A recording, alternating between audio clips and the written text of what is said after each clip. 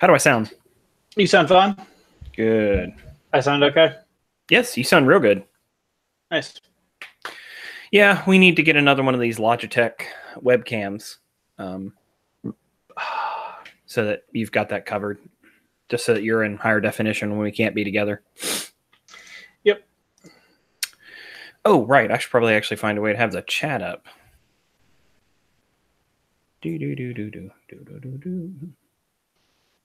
All right. Chat's up for me. Let me pull that back up because I closed it for some reason.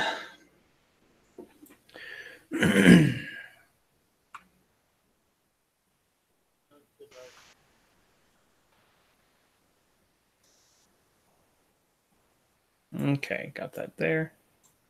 Cool beans. Have the chat. Have... All right, last place says, ooh, Robert is clear and Chris is kind of blurry. That's because the webcam Chris is using is not as nice as the one we normally use for the show. Yep. So just a consequence of that. No big deal otherwise. Looks like we're rolling, though. Yep. So,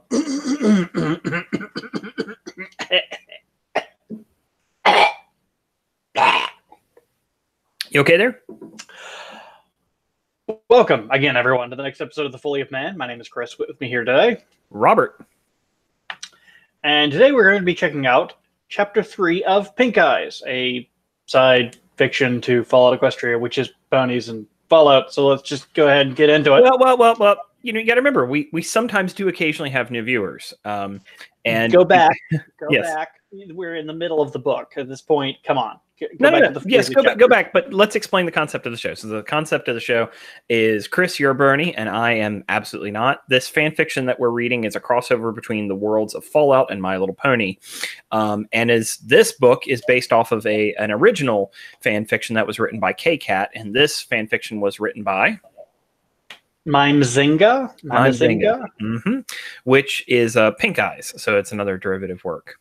But anyways, yeah, so this week's episode, we are going to be talking about Chapter 3. Yeah. Chapter 3, The Lost Herd, which made me think of The Lost Tribe for some reason. Yeah.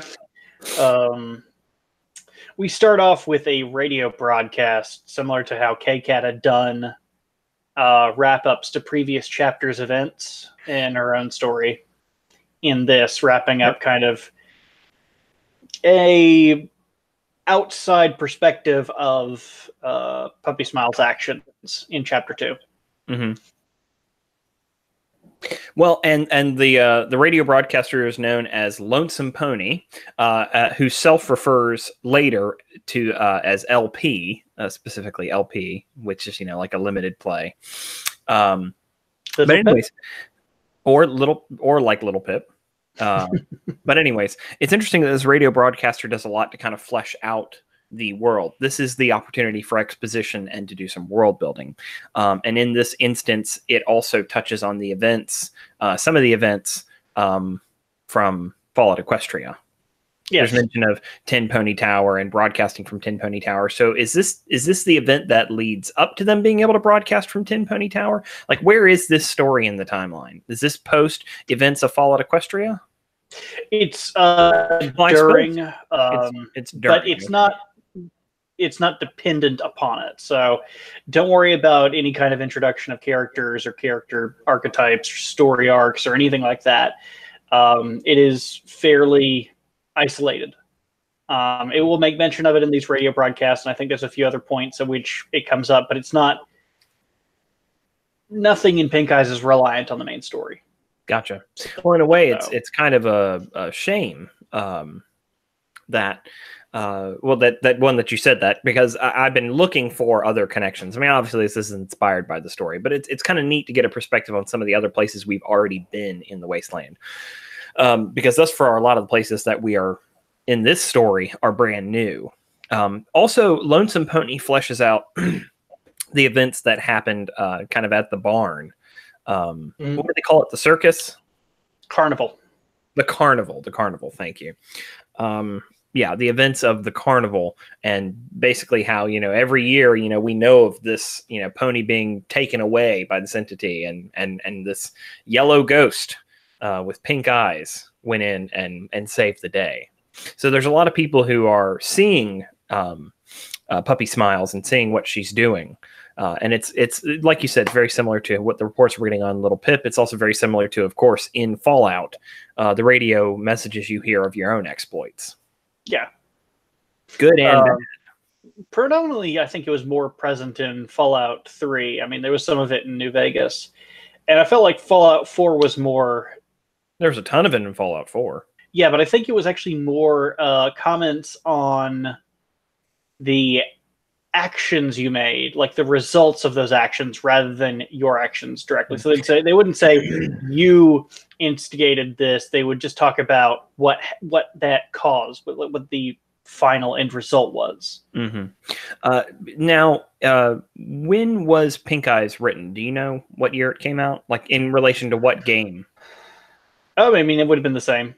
Fallout 3, New Vegas. So Pink Eyes came out shortly after Fallout Equestria. Yeah, because I mean, Fallout Equestria would have been 2010, 2011, which was after New Vegas, because New Vegas, I think, was 2009. Right. I guess I'm just wondering how many years old is Pink Eyes now that we're reviewing it?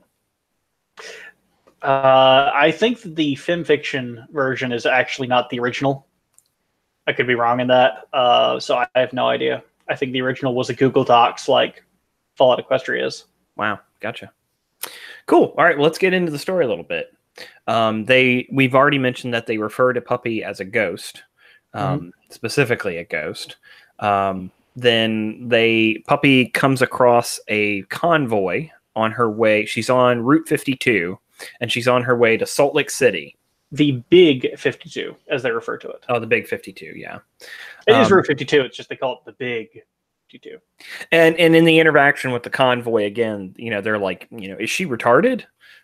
Yeah, definitely 90% kind of trick. Yeah. Are you playing dumb? Nope. She's very young, very naive, very immature. But I'm trying to remember, nothing really happens with the convoy.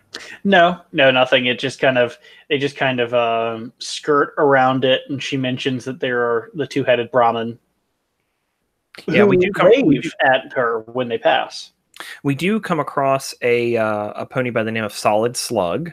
Does that character show up again at all later? Maybe. There's a lot of interwoven characters in the story, so. But basically, there's already the planting of like, hey, here's the place. Yeah, if you're going to go there, definitely don't go here. Don't go to the dome. Don't go to this area. And it's like everywhere she goes, people keep telling her like, okay, this is a place where you really don't want to go. It's kind of the theme of the story. Yet she persists. Don't press this button. Yeah. And then of course she has to. But then when she arrives at the city, she's of course got the necessary pass. She's got the little silver apple that she needs to get into the city. Of course, everybody's asking more and more questions. What are you doing here? Nobody seems to know who her mother is either. Because of course she just keeps going to Ministry of Morale locations. We're only 3 chapters in, but there's some serious tropes that are already happening.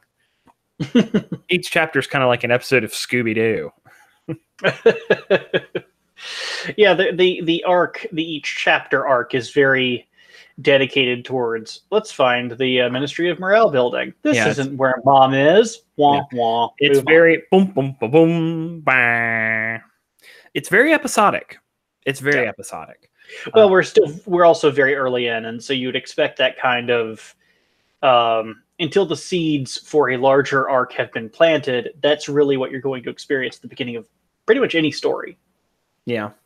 Anyway, so she's walking around. She's in the downtown area. The Salt Lake City is unique because the mega spell that went off was a single warhead mega spell, and it missed the city. In fact, it hit an area called the Dome, which is exactly what it sounds like, a big dome that was used for like conventions and get-togethers and sporting events, which is outside the city. And the mega spell penetrated the dome and then exploded at ground level. So the dome wound up protecting much of the city from the blast, but couldn't protect it from the radiation. Mm-hmm. So it's most of the city is all right. In fact, there's 4 skyscrapers. I mean, let's face it, it's ruined because it's 200 years later. But there's 4 skyscrapers in particular that are untouched, unscathed, that are still standing. And in fact, the inhabitants of one of those skyscrapers are basically the original leaders, business people that built the city. Business ponies. Yeah, the descendants from the business ponies. So, yeah, there's also mention of a mercenary faction. Yeah, they go into a few things here, and those will be built upon in the coming chapters. They kind of glaze over a lot of information very quickly. Yeah.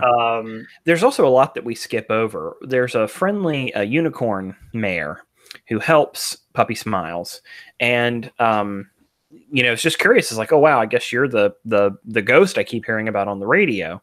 But it's saying, listen, if you're going to go to the dome, go talk to these mercenaries, and they'll at least, they're desperate for people. They'll give you a mission and give you some weapons, some kind of motivation. Yeah, because it's more of you have a radiation suit. Maybe you can help them. Mm-hmm. Yeah. But anyways, then it immediately cuts to her in the dome. Like that, we don't see any exchange, but there is an understanding that she had talked to them. Yeah, and I mean, ignoring the fact that as Canterlot Ghoul, radiation is meaningless, and that even comes up at several points in the story. Yeah, the suit keeps saying, radiation levels, minimal, threat none, or danger none. But it even goes like at one point in the story when it's like dangerously high, it still says threat, minimal, negligible. Yeah, negligible. Yeah. Yeah, because 1, deceased, and 2, a ghoul. And it gets so high that it actually causes the sensor to have to be shut down. Right. Otherwise, it'll get damaged. It'll burn it out. Yeah. Well, that's the thing too. A lot of people don't know that intense radiation like that destroys electronics. It's not just organic material. Well, it's nothing but photons coming at you like fucking mad. Of course, it's like anything. It's like the picture of the elephant's foot from Chernobyl. You know the one I'm talking about? All the radiation that you can see how it's warped the image. Oh yeah, yeah. It's something else. Yeah. But anyways, so once we get into the dome, of course she has no concept of what a ghoul is or that she's a ghoul, and there's lots of feral ghouls in the dome. We've also been told that there is a tribe of ghoul fanatics that live inside the dome. Which I assumed was a reference to like the children of Adam, but we haven't really gotten into that yet. I feel like I'd probably be closer in that regard to the Brights from New Vegas, which we talked about before, even in regards to Pink Eyes. The Brights from New Vegas who have the one glowing one as their leader, right? Who wants to send them into spaceships into space. It's like, okay. Yeah. But anyways, so Puppy Smiles gets into an altercation with Count Horsetile, who's the same ghoul that she saw earlier. Or she thinks is the same ghoul that she saw earlier because of the name. And it mercilessly attacks her and is scratching her visor. And it even says in the story that, it's less damaging and more, mentally damaging. How did it put it? It was traumatizing. It did the most damage to her innocence or something like that. Mm-hmm. In the fact that you have this thing that's trying to eat her skull. Yeah. And it's drooling out yellow bile. And it's got half of its skull like just rotting away. And has her pinned, Mm-hmm. So, but as it has her pinned, she pulls out the Rock of Destiny and, does her one Pokemon attack, which is Smash and, or Rock Smash, and just beats his brains in. And then, of course, there's 3 more ghouls and the fight continues. And they even explain that, like, part of her flanks have been chewed away and she's sitting in a puddle of pink cloud. And that the ghouls, while she was fighting them, were regenerating because of the high radiation levels. But because she focused solely on their craniums, like, that's the way to kill a ghoul, that ultimately she was able to defeat them, just smashing the rock against their heads. Just pulverizing them, literally. Yeah. And she's got the better regenerative force there, so. Sure, absolutely. Well, and I'm sure her pink cloud was hurting the ghouls. That doesn't help them. No. If you're not a Canterlot ghoul, it doesn't help. Yeah. She also, after the altercation, she's actually happened upon by a couple of non-ferals. Non-ferals. Just ghouls. Mm-hmm. I can't remember their names, but they are very obviously pre-war. Technically it would be pre-war because the war was so short. Yep. So they are pre-war ghouls. They're old.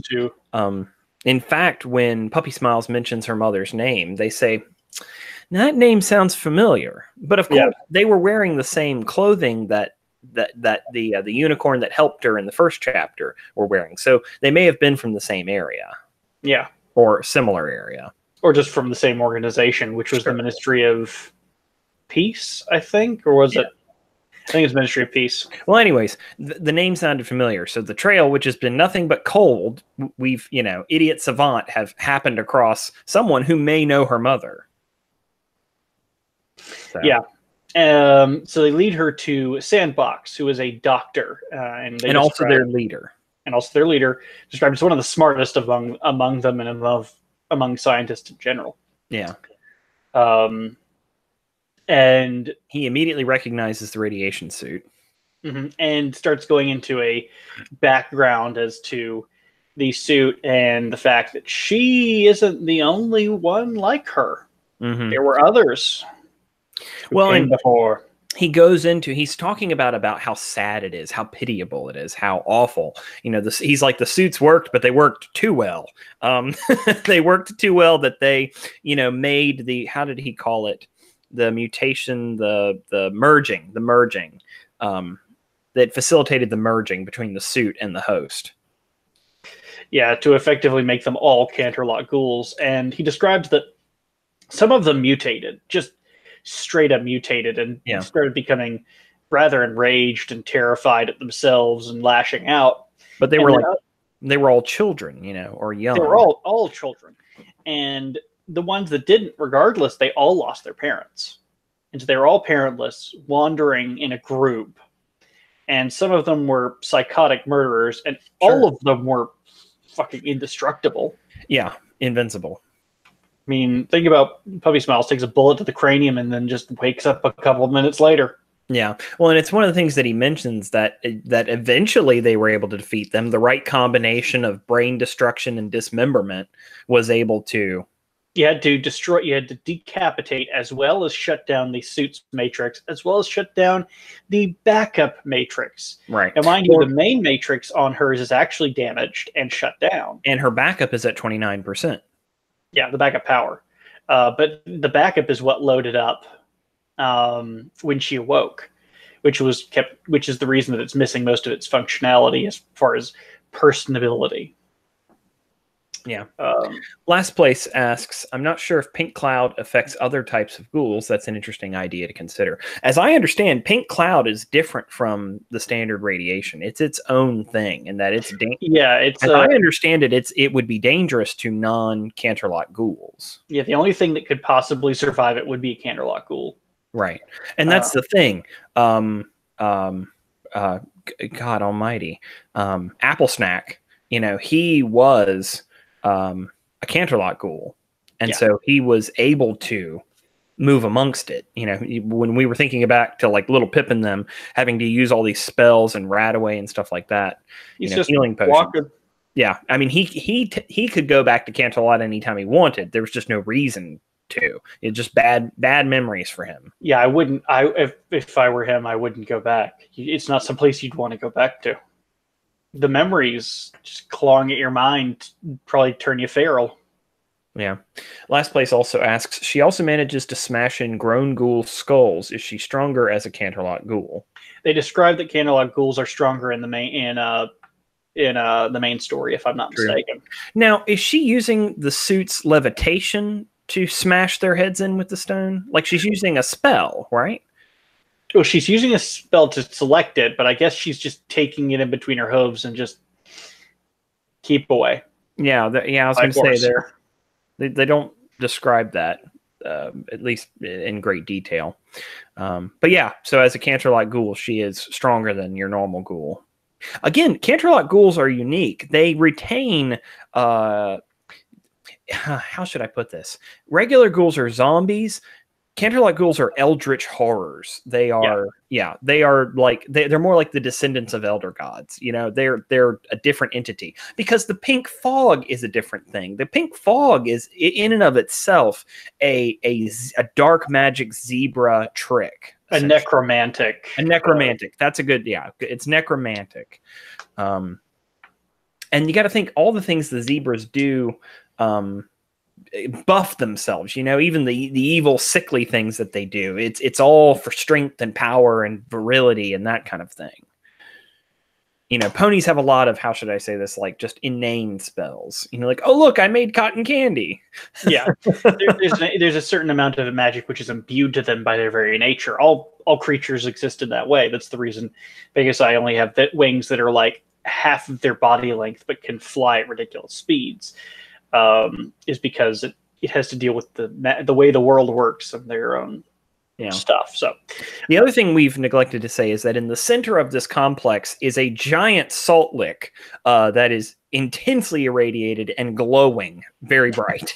Which actually makes me confused a little bit because salt is used as a medium for the giant solar plant in Arizona. They don't directly use how it works is they have these mirrors that flash up onto a dome structure at the top, but the dome liquefy salt. It liquefies salt. It doesn't actually liquefy. It doesn't create steam directly from water. It takes the liquefied salt and then moves that heat over and transfers it over. I guess just because the amount of pressure that would come from energizing that much water at one time is just unsustainable. But they do use the liquefied salt to boil water. That's what I mean. So they use it only as a medium to transfer the heat energy. Sure. So I'm going to wonder exactly how that works because one of the nature of radioactive things is that they are hot. So if this thing is glowing, it's probably pretty damn hot. So it's probably salt can become irradiated. Well, yeah, of course. Any mineral can become irradiated. Just take a Geiger counter to a what are they called? Those places where you actually buy granite and slate and rock yard. What's this? What's those places where you buy granite and slate? A quarry. Not the quarry itself, but actually like the place where you actually go to buy it and load it up. You go to one of those places with a Geiger counter, it'll go off like fucking nuts. Yeah. Granite, because granite gives off a lot of rads. Low level radiation. Yeah, I mean, Geiger counter can be a misnomer. It's different types of radiation that are worse for you. Like for instance, bananas are high in potassium, and potassium is irradiated. Yeah, due to short half life of those metals, alkali metals. Yeah, but I mean, that's just because our body can actually take more radiation than you'd think, and radiation exposure actually has to deal a lot more with time than quantity.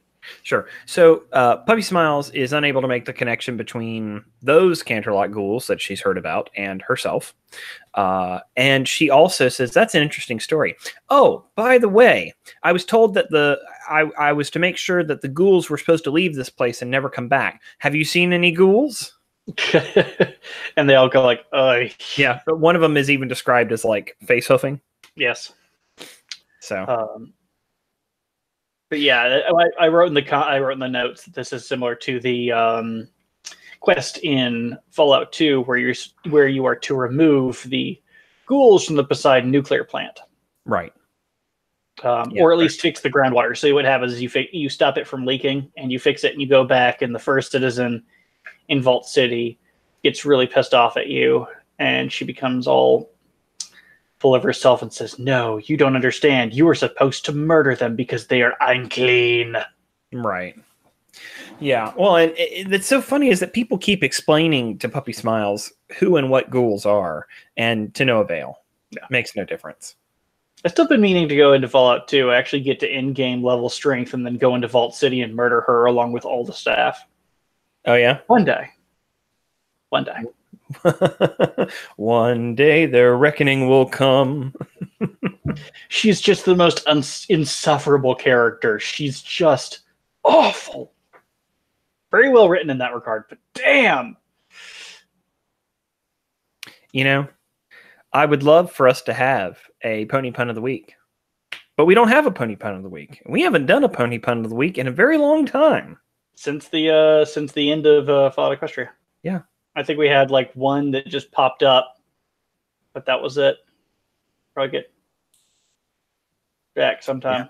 Yeah, we should. It's not in the script today, so but we will bring the Pony Pun of the Week back. I would say this is probably a good time for those of you who are listening right now, that if you have any other questions, please feel free to add them on here. I will go ahead and pick up a couple that we've missed here.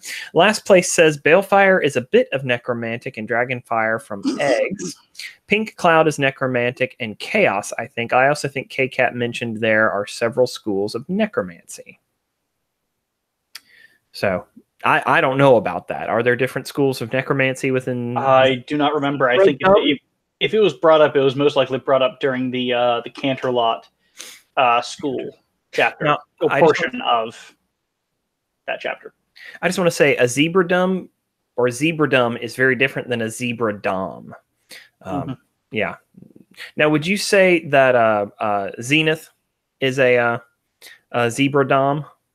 I do believe she would probably be have a strong aversion to any amount of sex at this point. After, no, that's why she'd be. That's why she'd be a dom. You know, she'd be the one. You know, dealing. No, I mean just completely just away from all of it. As soon as somebody got the rocks off on something, she'd be like, "Nope, walk out."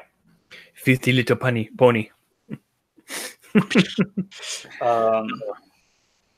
So that's chapter 3. Yeah, the magic is radiation. Ponies are radioactive. That's an interesting concept. Radiation is actually described differently in Fallout Equestria than it works in our universe.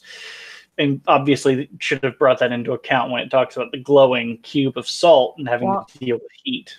Right. I remember having a conversation early on when I was trying to wrap my head around all the different things we were seeing. Because we had magic, we had taint, we had radiation, and then was taint and pink cloud the same? No, taint was FEV. Right. Okay. So again, there were lots of things I was trying to wrap my head around. And though radiation can cause ghouls, it doesn't create Canterlot ghouls. It's a mixture of the radiation and the pink cloud. Yeah. Goodness gracious. Thank goodness neither Celestia nor Luna wound up being a Canterlot ghoul. I feel like that they have the mental fortitude to not become feral, though. Yeah, but... No, I take that back. They definitely would. They would definitely not become feral. Think about it. Luna, one of her punishments was 1,000 years isolated on the moon. Yeah. 1,000 years, no trials. I mean, if you can survive that mentally, then what's 200 years being surrounded in a death world? Yeah. With at least other people to talk to. It is interesting, though, that there are... So what about the ponies that became Canterlot ghouls made them more special than the goddesses? What do you mean? So it took special genetics to become a Canterlot ghoul, or a ghoul in general. Like, it's never clear what does it, but it's a delicate cocktail that creates those creatures. Events, yeah, right. And they never figure out what does it. They don't know. Well, but remember, you'd think if anybody would have. Well, you remember Luna died from, and obviously Fallout Equestria spoilers. Bleh. Luna died from overexerting her own magic to the point where it pretty much sapped her soul of energy. Remember? And because the last thing she did was force Celestia out of the bubble. Right. And then Celestia went off and did her own thing. So they never had an opportunity to be Canterlot. I don't know. Like, they were being exposed, and they were casting healing. Well, they were casting healing spells on themselves. That was part of what they were doing. Yeah. Like I'm just saying that's the perfect cocktail of healing spells and pink cloud. It's an interesting thing. Yeah, it would have. I think the argument to make there is it would have created it had they allowed it to. So then the question is it a pure blood trait? Is it a royal blood trait? Does somebody becoming? I still think you're going with a blood trait or genetic trait when that might not be the case. We have no evidence of it being one. I'm not saying that it isn't, but I mean, well, but in the stories we have whole families who become ghouls. Yeah. But if they're whole families, they also would have probably been in a similar enough environment. Because if it's an environmental kind of effect, then yeah, they're going to be in one place. Maybe it's a certain amount of radiation over a certain amount of time. That rich old family in Fallout 4 who were... No, they weren't ghouls. They were using the alien technology to stay old. Yeah. Anyways. Let's see here. Last place says maybe the chaos magic specifically targets something about them being alicorns. Maybe. Yeah. That's not, again, we only have a test case of 2, and one died from overexertion and the other one left. So we don't really have any answers. Even if you go with Twilight being an alicorn at the time, she still had other circumstances, wasn't related to it.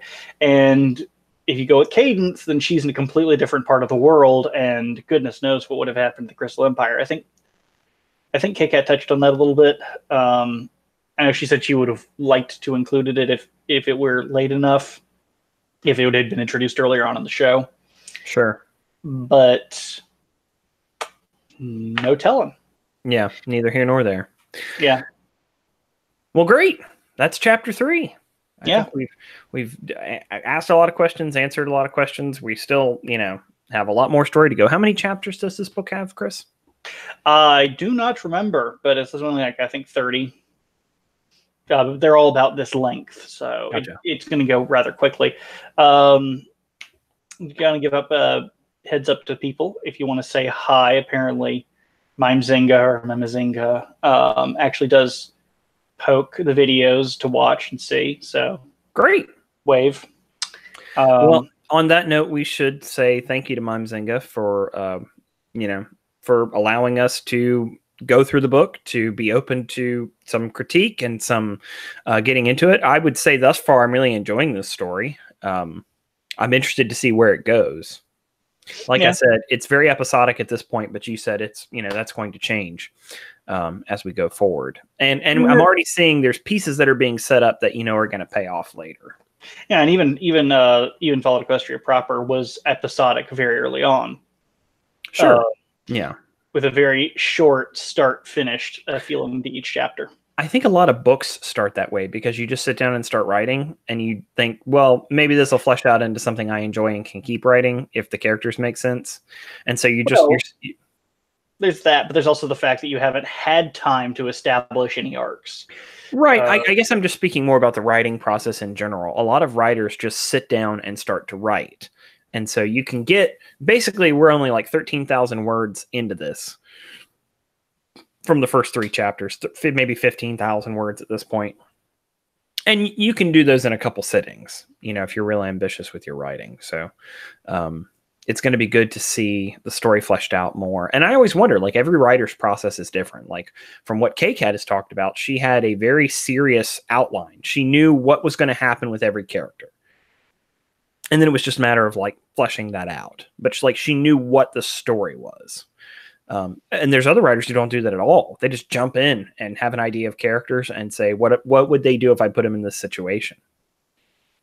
It's something about just like a serial sort of approach where you just keep going to event to event to event and kind of see what happens to the characters you've created. Well, and better writers will intentionally say things that they know they can pay off in 10 chapters or something like that. They have something in their mind where, like, I know what would work in this story for kind of motivation later on. Let's put a seed or a plant here and see if it pays off. See if the story wants to go in that direction. Absolutely. All right. Well, I don't have anything else to add. What about you? Nope. All right. Well, you have wasted another lovely afternoon listening to Chris and I talk about My Little Pony and the book Pink Eyes. We would like to thank you all for tuning in, sharing with your friends. We just had our first YouTube video reach like 11,000 views, which is crazy. That's absolutely insane. You and I you are just halfway to the most watched video on mine. Right, I know. Yeah, well, Russians. We can't all have a bunch of weird Russians who like yippee vippy space videos, you know, yippee cayenne motherfucker, you know, that kind of thing. But we wouldn't be able to do it without you, and we appreciate the support. If you do feel like supporting the show and helping us pay for server costs, editing program costs, that kind of thing, do consider checking us out at patreon.com/Chrisco Industries. Feel free to email us anytime at cbpbch@gmail.com. These are all in the comment section, the link section below. We love to hear from you. And we love it when you like Smith and Last Place and everybody who likes to hop on while we're doing the live streams. We try and be really consistent and do this every Sunday afternoon. So that's our thing. Our dedication for the next year is to be able to do this. So roughly 1 or 2 p.m. Eastern Standard Time. So just wanted to say thanks. Chris, you got anything else to add? Nope. I am absolutely good. And thank you all again for joining us. So for Chris, I'm Robert, and we'll see y'all next week. Thanks again. Bye.